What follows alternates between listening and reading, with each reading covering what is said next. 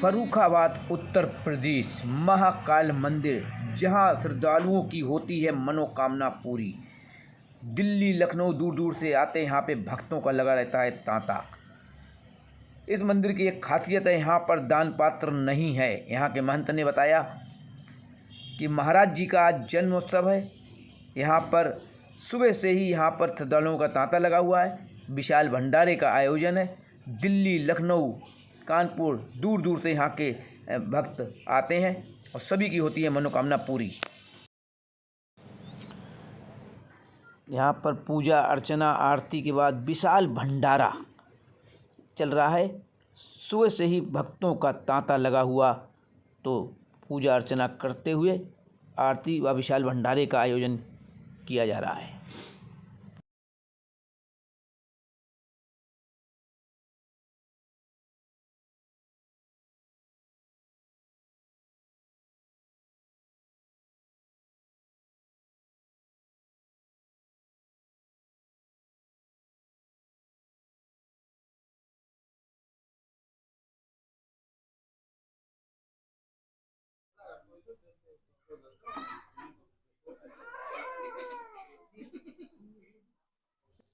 जय हिंद दोस्तों, आज की बात न्यूज पर एक बार फिर से स्वागत है। फर्रुखाबाद उत्तर प्रदेश महाकाल मंदिर, ये वो महाकाल मंदिर फर्रुखाबाद का है जहां हजारों श्रद्धालुओं की मनोकामना पूरी हुई है। यहाँ पर जिस तरीके से सावन का महीना आता है या कोई पर्व आता है तो यहाँ पर तांता लगा होता है भक्तों का।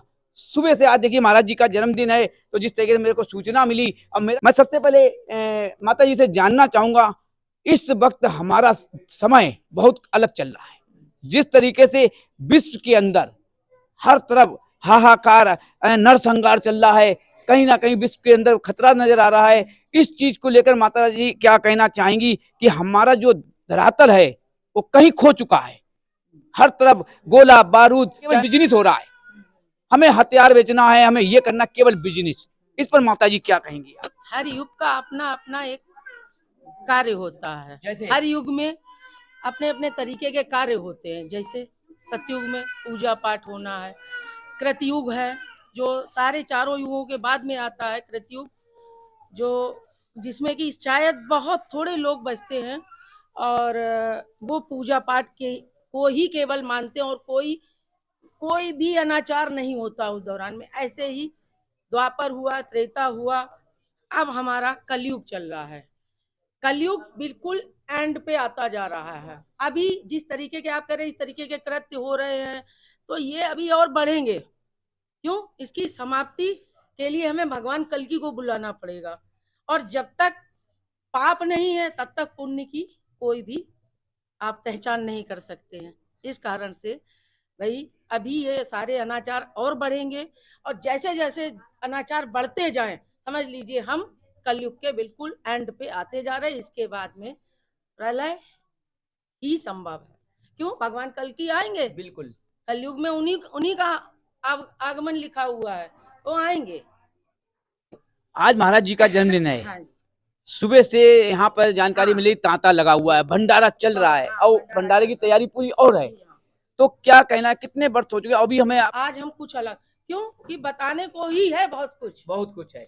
हम अपनी पीढ़ी को दे जाएंगे, अपनी बातें बता जाएंगे, तो शायद लोग फॉलो करेंगे, तो उन्हें अच्छा रिजल्ट मिलेगा। उनका जीवन जीने का पैटर्न बदलेगा, जीवन अच्छे से सुगमता से जी लेंगे। क्यों?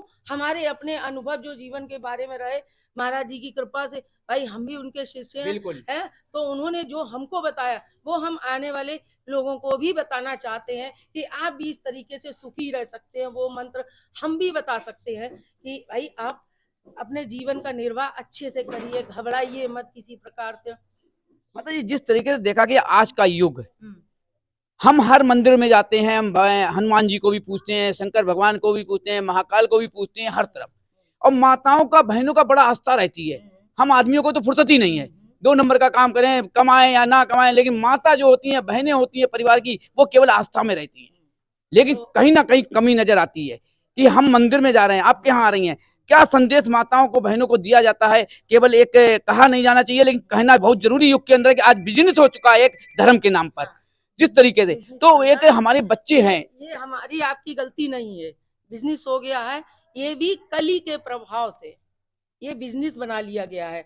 बहुत सारे बाबा लोग, हमारे मंदिर पे कोई दान पात्र नहीं लगा हुआ, हमने इसको बिजनेस नहीं बनाया। क्यों? हमें ये शिक्षा दी गई, हमारे गुरुजी ने हमको जो शिक्षा दी कि कर्म करके आप सेवा करिए, पूजा करिए, कर्म करके करिए। तो हमको ना उन्होंने कभी दान पात्र लगाने का कोई उसमें व्यवस्था की, और ना ही आने वाले समय में, जब तक मैं मौजूद हूँ, आने वाली समय को हम बता भी जाएंगे कि इसमें मंदिर में आप एक मंदिर विश्व में छोड़ दीजिए, खाली महाकाल मंदिर को छोड़ दीजिए, जहाँ की हम कैसे भी करके दान पात्र नहीं लगने देंगे, कैसे भी करके कुछ भी करना पड़े मुझे, क्यों? मैं कर्म करके हमें शिक्षा देने की वो बताई गई है। देखिए, अभी मैंने एक बात कही थी, उसी सक्षम है ये, लेकिन यहाँ में बहनें बैठी हुई हैं, माताएं बैठी हुई हैं, बच्चे बैठे हुए हैं। सवाल सबसे बड़ा होता है कि कभी आपने इस चीज को नहीं देखा कि हमारी, जैसे हम परिवार में हैं, आप परिवार में हैं, हम पढ़ रहे हैं, हम अपना यहाँ ड्यूटी कर रहे हैं, हमारे बच्चे, मेरी घरवाली कहीं और ड्यूटी कर रही है, हमारी बेटी कहाँ गई है, हमारा बेटा कहाँ गया है, उसके बाद स्थिति बिगड़ती है।